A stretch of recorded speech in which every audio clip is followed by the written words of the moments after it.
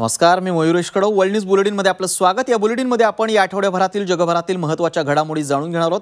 सुरुवातीला बातमी आहे पाकिस्तानात गेलेल्या अंजू संदर्भातली. आपल्या प्रेमाखातर पाकिस्तानात गेलेली अंजू भारतात परतली आहे. नसरुल्लाच्या प्रेमात पडलेली अंजू पाकिस्तानातून भारतात परतली खरी, मात्र तिचा नूरच पालटलाय. पाकिस्तानात रील्स बनवणारी कायम चर्चेत असलेली अंजू आता मात्र गप्प आहे.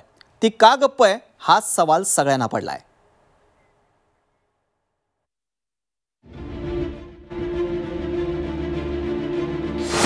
पाकिस्तानात गेलेली अंजू भारतात परतली. भारतात येताच अंजूचं मौन. अंजूच्या घर वापसीचं कारण काय? नसरुल्लाच्या प्रेमाखातर सीमा पार गेलेली अंजू. पाकिस्तानात फोटोशूट करणारी अंजू. लोकांकडून महागडे गिफ्ट घेणारी अंजू.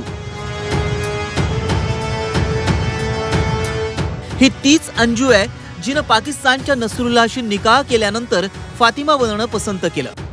जवळपास 5 महिन्यांनंतर अंजू भारतात परतलीय. मात्र भारतात येताच तिचा नूर पालटलाय. अंजूच्या चेहऱ्यावर ना कसला उत्साह आहे ना कुठचं हसू. तिनं प्रश्नांची उत्तरं देणंही टाळलंय. दरम्यान अंजू वाघा बॉर्डर मार्गे भारतात परतताच आयबीनं तिची कसून चौकशी केली. यावेळी अंजूनं आपण 21 जुलैला पाकिस्तानात गेल्याचं सांगितलं. सोशल मीडियाच्या माध्यमातून तिची नसरुल्ला सोबत ओळख झाली. या ओळखीचं रूपांतर प्रेमात झालं.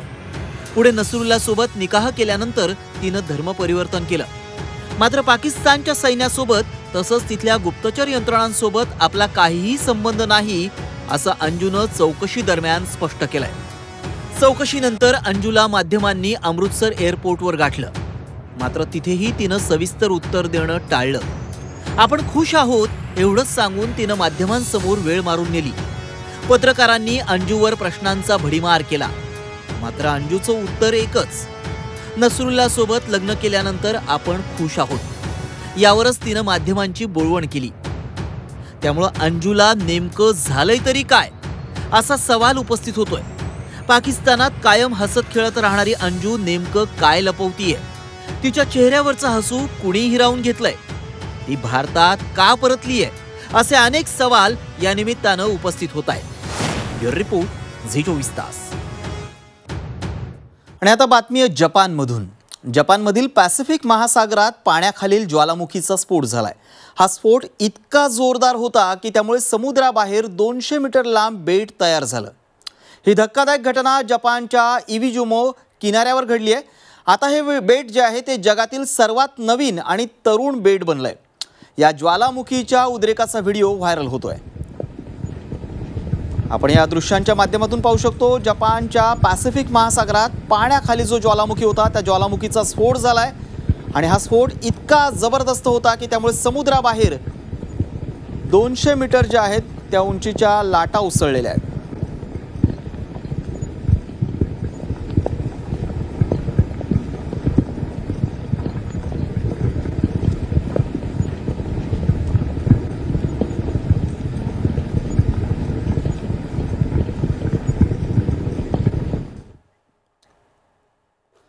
हमास इस्रायल युद्धातील एक आश्चर्यकारक व्हिडिओ जो आहे तो समोर आलाय. युद्धात उद्ध्वस्त झालेल्या इमारतीच्या ढिगाऱ्याखाली लहान बाळ जिवंत आढळून आलंय.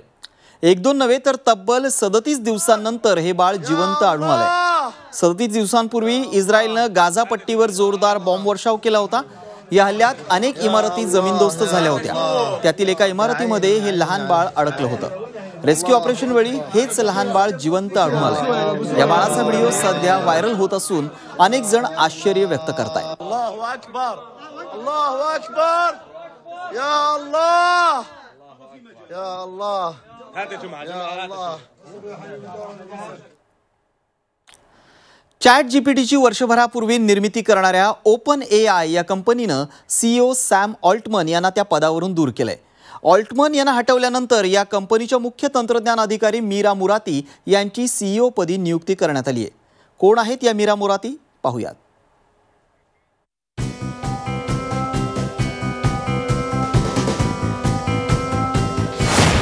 चॅट जीपीटीच्या निर्मात्याला पदावरून हटवलं. तंत्रज्ञान विश्वात खळबळ. मीरा मुराती बनल्या CEO.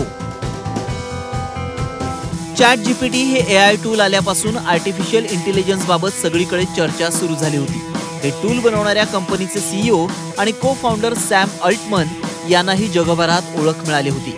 मात्र आता कंपनीनं सॅम यांची CEO पदावरून हकालपट्टी केली आहे. कंपनी बोर्डाला त्यांच्या नेतृत्व कौशल्यावर आता विश्वास राहिला नसल्याचं कंपनीनं म्हटलं होतं. सॅम अल्टमन यांना हटवल्यानंतर मीरा मुराती यांच्याकडे कंपनीची जबाबदारी सोपवण्यात आली आहे. मीरा यांच्याकडे AI गव्हर्नन्सचा चांगला अनुभव आहे. शिवाय कंपनीच्या सर्व पैलूंशी निगडीत असल्यानं बोर्डानं त्यांच्यावर विश्वास दाखवल्याचं म्हटलंय.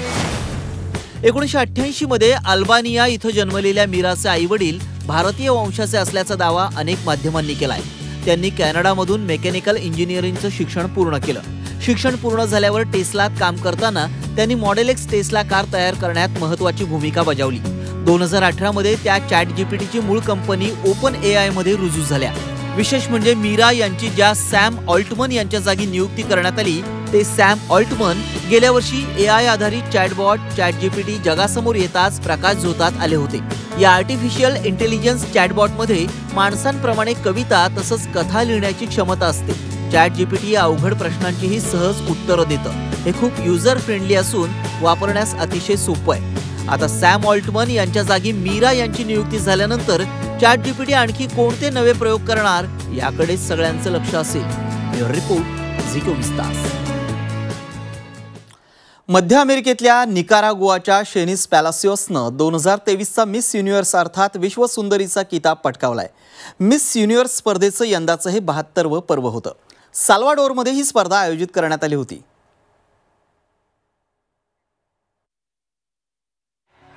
The new Miss Universe is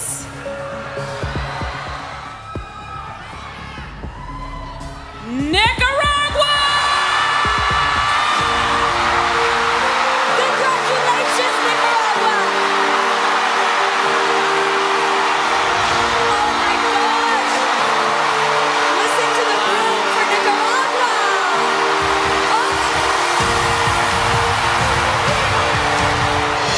निकारागुआच्या शिरपेचा मानाचा तुरा. शेनिस पॅलासियोस बनली मिस युनिव्हर्स.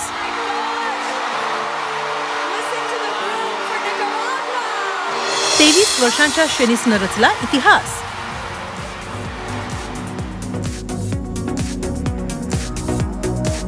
हाच तो क्षण. निकारागुआच्या शेनिस पॅलासियोसनं मिस युनिव्हर्सचा किताब पटकावला आणि एकच जल्लोष झाला. तिला मिस युनिव्हर्स 2022ची विजेती अमेरिकेच्या आर्बोनी ग्रेबिलनं मुकुट घातला. या सौंदर्य स्पर्धेत थायलंडची अँटोनिया फोर्सिल्ड आणि ऑस्ट्रेलियाची मोराया विल्सन उपविजेत्या ठरल्या. एल साल्वाडोरची राजधानी सॅन साल्वाडोर इथल्या जोस अडोल्फो पिनेडा एरिना इथं यंदाची 72वी मिस युनिव्हर्स स्पर्धा मोठ्या दिमाखात पार पडली.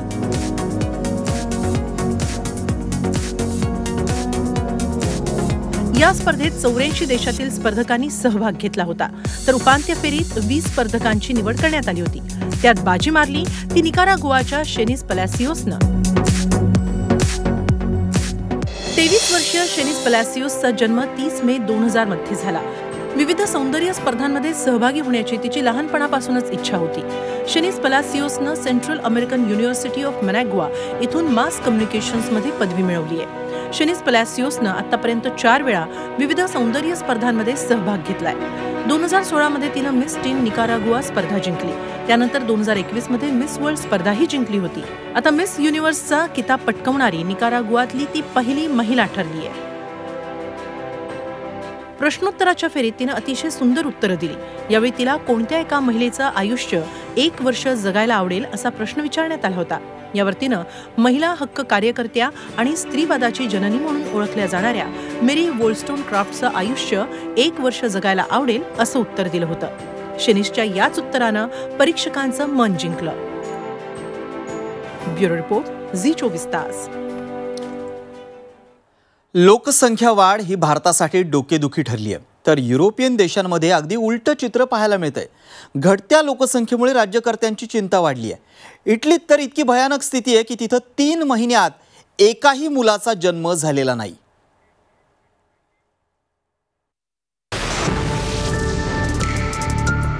लोकसंख्या घटली, इटलीची डोकेदुखी वाढली. 3 महिन्यात एकाही मुलाचा जन्म नाही. इटलीत राष्ट्रीय आणीबाणी. इटली निसर्ग सौंदर्यानं नटलेला देश. इथली खाद्य संस्कृती, उच्च राहणीमान आणि निसर्ग सौंदर्यामुळे दरवर्षी लाखो पर्यटक इटलीला भेट देतात. मात्र इटली समोर सध्या एक नवा पेच निर्माण झालाय. तो म्हणजे घटत्या जन्मदराचा. 6 कोटी लोकसंख्येच्या या देशात लोकसंख्या वाढण्याऐवजी घटू लागली आहे. याला कारण ठरलंय इथल्या जोडप्यांनी घेतलेला निर्णय. गेल्या 3 महिन्यात इटलीत एकाही मुलाचा जन्म झालेला नाही. याच कारणामुळे पंतप्रधान जॉर्जिया मेलोनी यांनी या प्रश्नाला राष्ट्रीय आपत्ती म्हटलंय. नॅशनल स्टॅटिस्टिक ब्युरोच्या आकडेवारीनुसार इटलीतल्या घटत्या जन्मदराला कारण ठरलंय 15 ते 49 वयोगटातील महिलांची कमतरता. म्हणजेच इटलीमध्ये प्रजननक्षम वयाच्या महिलांची कमतरता भासू लागली आहे. यातूनच ही समस्या निर्माण झाली आहे. दुसरी बाब म्हणजे मागील वर्षभरात इथं दर 7 मुलांच्या जन्मामागे 12 जणांचा मृत्यू नोंदवण्यात आलाय.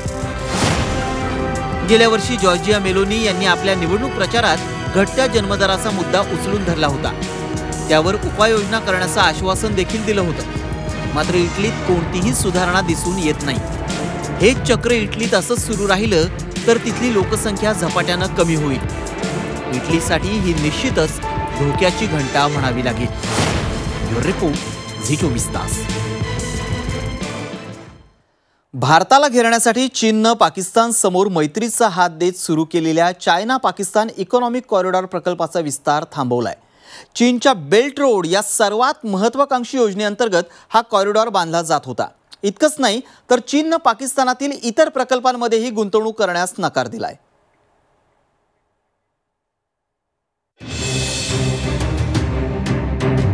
पाकिस्तानात अस्थिरता, चीन चिंतेत. चीननं पाकिस्तानातील ड्रीम प्रोजेक्ट थांबवला. पाकिस्तानात आणखी गुंतवणूक करण्यास चीनचा नकार. पाकिस्तानला कर्जाच्या खाईत लोटल्यानंतर चीननं तिथं आपला CPEC हा महत्त्वाकांक्षी प्रकल्प सुरू केला. चीनच्या बेल्ट रोड अंतर्गत हा प्रकल्प असला तरी त्यामागची चीनची विस्तारवादी भूमिका लपून राहिलेली नाही. भारताला खिजवण्यासाठी पाकिस्ताननंही चीनला हवी ती मदत देऊ केली. मात्र आता याच चीननं पाकिस्तानातील आपल्या प्रकल्पाला रेड सिग्नल दिलाय. इतकंच नाही तर चीननं पाकिस्तानातील ऊर्जा, जलव्यवस्थापन आणि हवामान बदलाशी संबंधित प्रकल्पांमध्ये गुंतवणूक करण्यासही नकार दिलाय.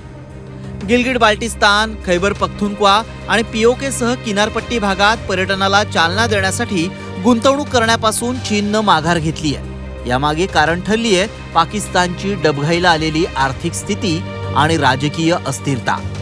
पाकिस्तानवर सध्या चीन, सौदी अरेबिया आणि UAEचं कर्ज आहे. त्यात तिथं कुठलीही राजकीय स्थिरता नसल्यानं चीनच्या प्रकल्पांना सुरक्षा मिळण्याची हमी नाही.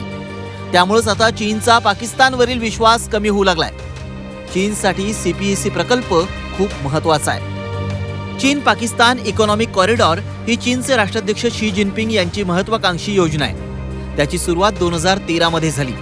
यामध्ये पाकिस्तानमधील ग्वादर ते चीनमधील काश्गरपर्यंत $50 अब्ज म्हणजे सुमारे 3 लाख कोटी रुपये खर्च करून एक आर्थिक कॉरिडॉर बनवला जातोय. या माध्यमातून चीनला अरबी समुद्रात प्रवेश मिळेल. CPEC अंतर्गत रस्ते, बंदर, रेल्वे आणि ऊर्जा या प्रकल्पांवर चीन काम करतंय.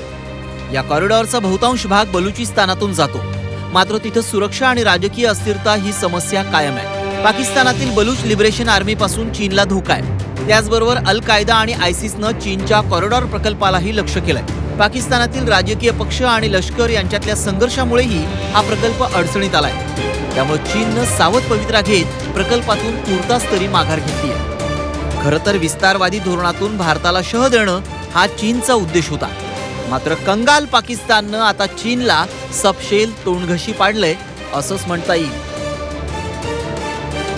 रिपोर्ट, झी 24 तास. चीनमधील गूढ न्यूमोनियानं पुन्हा एकदा जगाची चिंता वाढली आहे. याबाबत जागतिक आरोग्य संघटनेनं सतर्कतेचा इशारा दिलाय. काय घडलंय चीनमध्ये पाहूयात.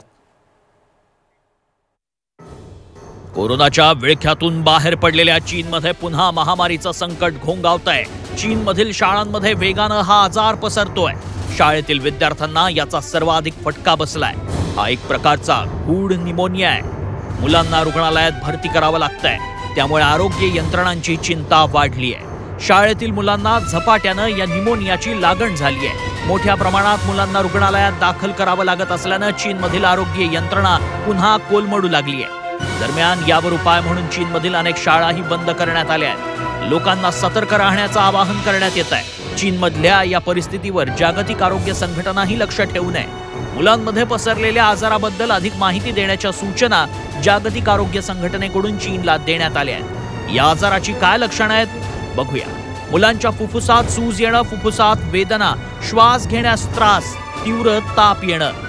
चीनमधील गूढ निमोनियानी मात्र पुन्हा सगळ्या जगाची चिंता वाढवली आहे. वर्ल्ड न्यूज बुलेटिनमध्ये आपल्याला इतरही घडामोडी जाणून घ्यायच्या आहेत, अर्थात झटपट. अमेरिका पुन्हा एकदा गोळीबारानं हादरली आहे. वर्मोंटमध्ये पॅलेस्टाईन विद्यार्थ्यांवर गोळीबार करण्यात आला. या गोळीबारात 3 विद्यार्थ्यांचा मृत्यू झालाय. मृत विद्यार्थी अमेरिकेत शिक्षण घेत होते. गोळीबारानंतर आरोपी फरार झालेत. पोलीस त्यांचा शोध घेत आहेत. इस्रायल हमास यांच्यातील 4 दिवसांचा युद्धविराम जो आहे तो आणखी 2 दिवस वाढवण्यात आला. युद्धात दोन्ही बाजूंनी होणारे हल्ले थांबलेत. युद्धबंदीमुळे नागरिक आणि सैनिकांना मोठा दिलासा मिळालाय, तर पोलिसांची सुटका करण्यासही मदत झाली आहे.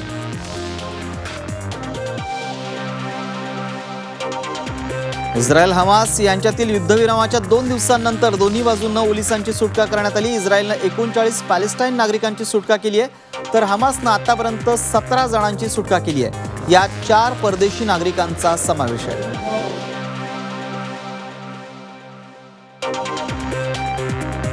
एकीकडे हमास आणि इस्रायलनं युद्धबंदी केली आहे. अशातच युद्धाचा एक धक्कादायक व्हिडिओ समोर आलाय.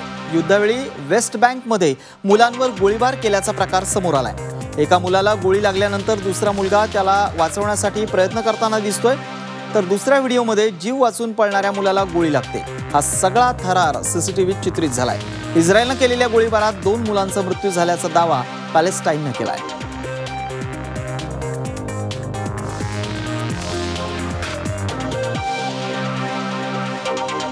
बल्गेरियामध्ये वादळी वारा आणि हिमवृष्टीमुळे हाहाकार माजलाय.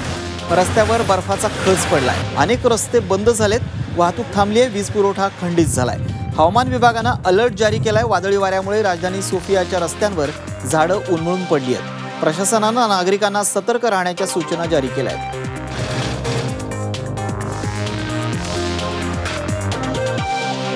रशियाची राजधानी मॉस्कोमध्ये यंदा विक्रमी बर्फवृष्टी झाली आहे. संपूर्ण शहरावर पांढरी शुभ्र चादर पसरली आहे. रस्त्यांवर बर्फाचा जाड थर जमा झालाय. मॉस्कोमध्ये विविध ठिकाणी तब्बल 12,000 कर्मचारी बर्फ हटवण्यासाठी तैनात करण्यात आले.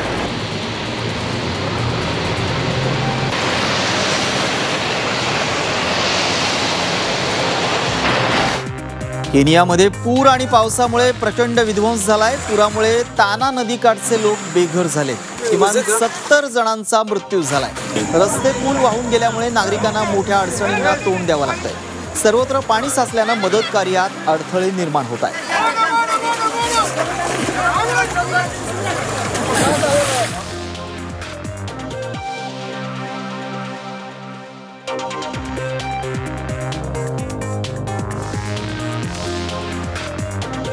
न्यूझीलंडच्या राजधानीत 150 वर्षात पहिल्यांदाच किवी पक्षाच्या 2 पिल्लांचा जन्म झालाय. राष्ट्रीय पक्षांच्या संवर्धनाच्या प्रयत्नांना यश आलंय.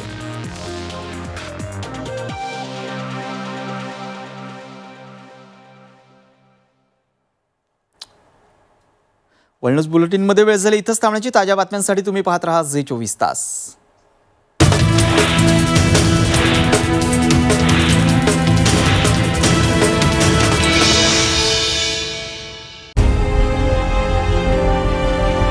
विकासाचा ध्यास म्हणजे